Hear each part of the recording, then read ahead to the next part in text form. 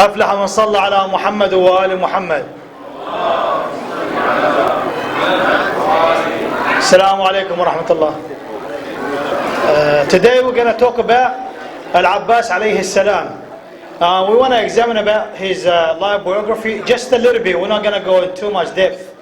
Al-Abbas alayhi salam, before he was born, let's go back when Imam Ali alayhi salam, after the departure of Fatima al-Zahra. Al-Abbas, before Imam Ali, he wanted a wife that will breed him somebody from a brave warrior's ancestors.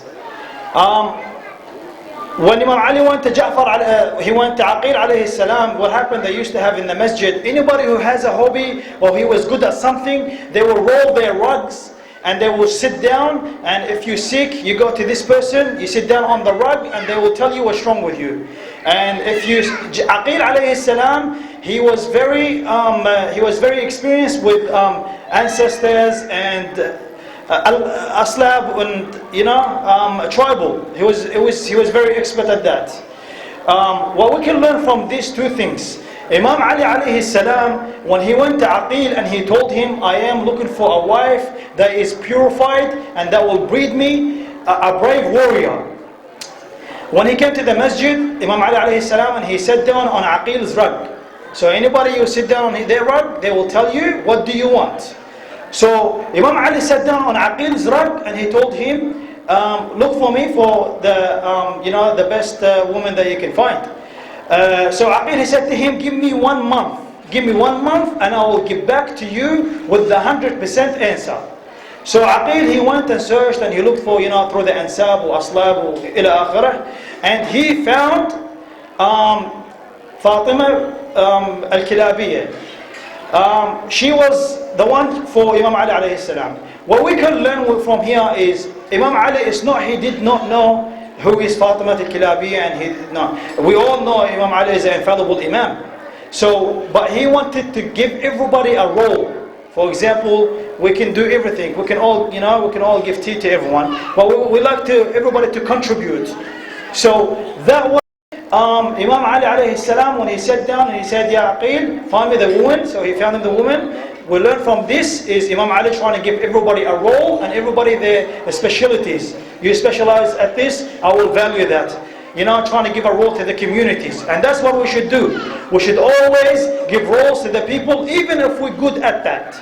For example, if we're good soccer players, we have to give an opportunity to the young ones. If we're good at carpentry, we have to give an opportunity to the young ones. Our target is the youth. We want them to learn. We want to bring them to the Husayniyya. If you guys come to the Husayniyya, you are all more than welcome. Imam al-Hussein loved everybody here. Imam al-Hussein looks at us as his loyalist. So everybody is welcome. We shouldn't be ashamed from what we do, our daily life agenda. We shouldn't worry about anything. We should love each other equally. Just imagine you sitting in front of Imam al-Hussein and you are his loyalist soldiers. So this is very important for us to master and to learn that one. That's one thing. Other thing, where was Imam al-Abbas alayhi salam? When was he recognized? Imam al-Abbas alayhi salam, he was recognized in Siffin. He was 11 years old at that time, and Imam Ali told him, put a mask on your face. There was a man, he had seven kids. He had 7 children, and with them, he was with them. He said, put a mask around your face and then go to them. And don't say nothing. Just go to them on the horse and ask them, because they came and said, we want to kill Ali and the children of Ali ibn Abi Talib. He said, just go to them and stand there. He was 11 years old at that time. He killed them one after another. And the last man, he said, I will take revenge for my kids because you have killed all my children. Al-Abbas alayhi salam, he killed this man also. And then what happened is, when the enemies, they said, we want to know who this person is. They said to you, Ali ibn Abi Talib. Ali ibn Abi Talib, he came from the back. He came from the back and this man was standing here. So when he removed his mask, they said to him, who are you? He said, Ana Qamar Bani Hashim.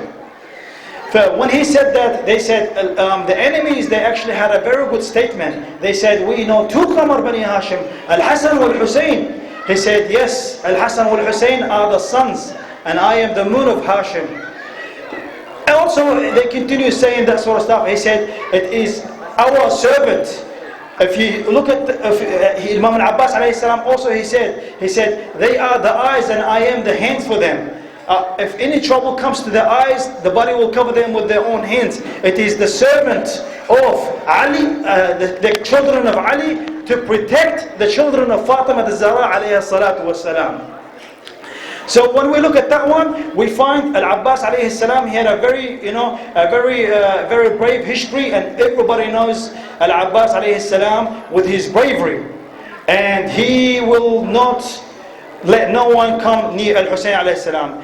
Even Al-Husayn alayhi salam, when he at the battle when Imam Al-Hasan alayhi salam was killed, his body was shot with a lot of arrows. Al-Abbas alayhi salam, he said, let me at them, let me attack them and kill Bani Umayyah. I will show you what Al-Abbas is. Al-Husayn alayhi salam said to him, wait, your time will come and you will prove to me that. So let me take you back a little bit. Al-Abbas alayhi salam, when he was young, I'm not exactly sure about this narration. Al-Husayn alayhi salam used to say, I am thirsty, brother. Al-Abbas used to call him master, and he used to call him sir. And Al-Abbas, he used to rush and bring the water to the Al-Husayn alayhi salam. He used to carry the water, the big bowl of water on his head, and he used to rush to Al-Husayn. He wanted to be the first one to bring the water to Imam Al-Husayn when they were young. Imam Ali was watching what's happening. He was watching all this. He was very hurt, Imam Ali, when he saw this. He saw Al-Abbas running in front of him, taking the water to Imam Al-Husayn. They were playing. He started crying. Al-Abbas, he left the ball and he came to his father. He said to him, why are you crying, father? Al-Abbas Abu al-Ghira, you know him. So he said to him, why are you crying, father? You hurt me. He said, my son, one day you would not deliver this water to your brother, and that water that's fallen on your arms, they will be chopped. And in a place called Karbala, they all know their destiny, but they march towards it. So when Al-Abbas alayhi salam, the day of Karbala, Imam Al-Husayn, he gave the banner, and the banner it's a very important flag in all Muslim. So the most dependable person is the person that has to carry the flag. Al-Abbas alayhi salam, he did not hesitate, to carry Imam Al-Husayn's banner. And the most important thing about Al-Abbas alayhi salam, he would never say anything or would not do anything if he does not get any permission from Imam Al-Husayn. Even so, he had a very high status and the bravery reward, and he had everything that a man could have.